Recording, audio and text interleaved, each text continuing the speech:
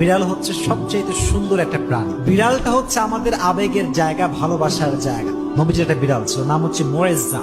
নাম কি? মোয়েজ্জা।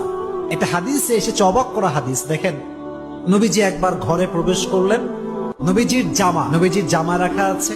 হাদিসে এসেছে, নবী যখন ঘরে প্রবেশ করলেন, দেখলেন জামার এক সাইডে ছোট্ট একটা বিড়াল আরামে ঘুমাচ্ছে। সুবহানাল্লাহ, ঘুমিয়ে আছে।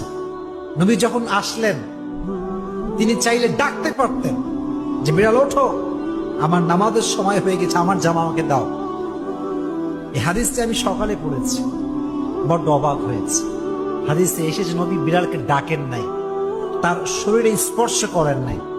নবীর জামার যে অংশে বিড়ালটা শুয়েছিল, নবী যে ওই অংশটুকু কেটে ফেলেছেন, তবুও বিড়ালকে ডিস্টার্ব করে নাই। সুবহানাল্লাহ।